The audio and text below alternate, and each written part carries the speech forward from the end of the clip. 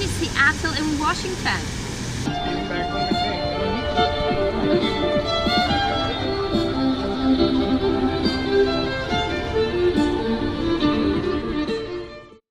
We're at the Waterfront in Seattle now today. Up here we've got the Olympic Sculpture Park. You just head up the stairs there. There's lots of sculptures like this big white one here. This is the back of a head. We can see we've got the waterfall here with more sculptures inside. We're right next to Pier 70. Now this is where all the piers head along here. Pier 66 is one of the places that ships can dock. You can take the Ride the Ducks tour, heads back from right here. And this is where all the really nice local seafood restaurants start, and that's where we're going. And as you go further in towards Pike Place Market, this is the Clipper Center. This is where you can take ferries out to Vancouver Island, out to Victoria. You can do little cruises around Puget Sound, which is right out here. So it's really easy to take day trips from Seattle out to the other islands or around the bay as well. So I'm in front of Pier 66. This is one of the two places that cruise ships dock in Seattle. If you docked here to get your bearings as you come out, if you go out to the left, then this takes you along to the Olympic Sculpture Park and also the ferries to take you out into Puget Sound and to the islands. If you go to the right hand side, then that takes you to downtown area, to all the main shops and to the Pike Place Market. So Seattle is well known for its amazing seafood, so we're gonna have some of the local seafood, of course, while we're here. And so right next to Pier 66, there's a place called Anthony's Seafood Restaurant, and it also has Anthony's Fish Bar, which is the more sort of casual place next door. That's where we're having lunch. We're having some fried clam strips and fries, and it comes with a gorgeous view. Now a little bit further in, you come to the Seattle Aquarium. It's a fantastic aquarium. I've been before. It's great. There's some outdoor parts, indoor parts, loads of different fish. There's otters, there's sea lions, octopus, tons of different fish from all over the world, and it's right on the waterfront as well. Right in front of the aquarium, loads of nice things to see. There's fountains, you've got the big eye next to it, miners landings over here, there's places to eat, there's places to shop, and there's even little market stalls as you go along the waterfront. And right across from the waterfront, we've got the Waterfront Warehouse. It's a really good place for souvenirs. We've got loads of choices and good prices. Next door, we've got the Seattle Antiques Market, which has got lots of quirky antiques. And if you're heading up to Pike Place Market from the waterfront, there are some stairs. You can go straight up, nice and easy. So a really quirky thing about Seattle, just beside Pike Place Market, there is the gum wall. This started off, people were kind of putting their gum there as kind of a gross thing, and the people that work nearby, they got fed up of scraping it off and scraping it off, so they left it, and it grew and grew and grew, and now it's kind of become like a tourist attraction, and it's sort of like a work of art. So you can see this entire wall here. People will actively come here and stick their gum on the wall. You can smell it. Yeah, there you go. Something to point out, this is the Green Tortoise Hostel. I stayed here when I was 21 when I first came backpacking around the US. This was the very first stop.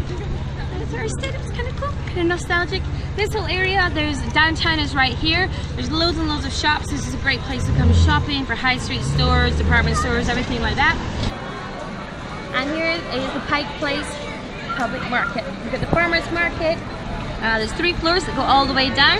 This is the main market in here where the fish is, where the people throw the fish. That's the most famous part. It's really fun. There's flower market area, there's local lavender, all sorts of souvenirs, local products, artisan products, and loads of seafood.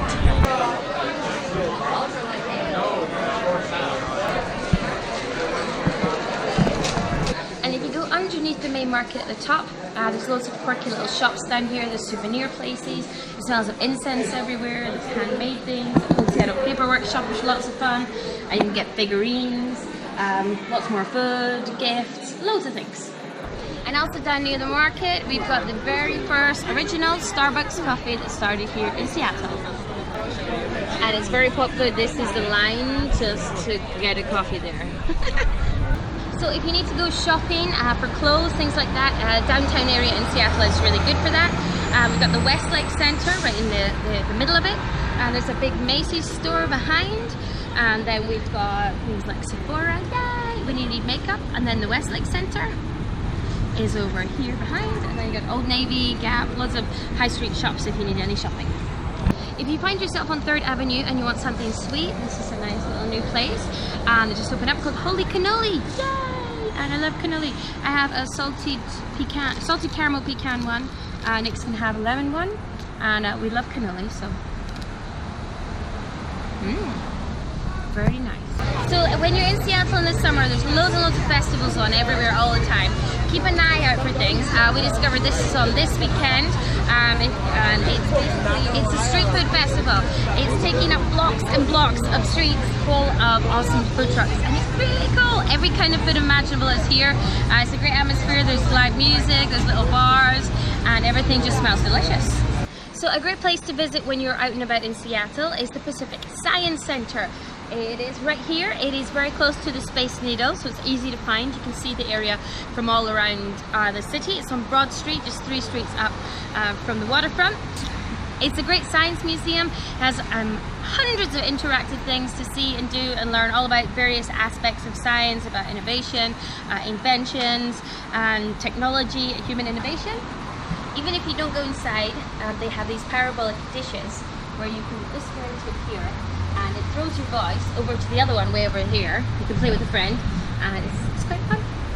And just around the corner from the Science Centre, we've got the Seattle Centre Park, and it has sculptures in it. It's a great green area to walk around. There's always loads of things going on, especially in the summer and especially at the weekends.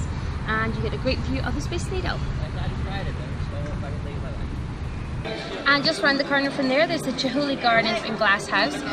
Beautiful gardens, and also filled with just hundreds of glass sculptures by local artist Chihuly. It's a great place to visit. It's outdoors, art, indoors, all at the same time, and it's right in the park. So the whole park, there's loads of things to do.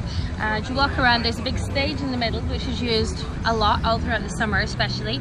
And for Labor Day weekend at the end of August, this is where they have Bumbershoot Festival. It's a 4-day music festival. It's absolutely fantastic. There's all kinds of music here. I came to the festival here years ago, and right here on this stage I saw my first Zydeco concert, which was awesome. So it's a really good place to come, especially in the summer. You can hear there's music everywhere. There's always something going on. And then of course you're right next to the Space Needle. You can go up it in the elevator all the way up to the top, and it's glass all the way around. It rotates, and also the floor is glass, and there's 24 leaning panels where you can lean against glass, and it feels like you're hovering above the city. So it's a pretty interesting thing to do. You get the, of course, amazing views of the city from there, and it's especially good at sunset if you're here then. And so this is the International Fountain. It's a great place to come and sit, relax,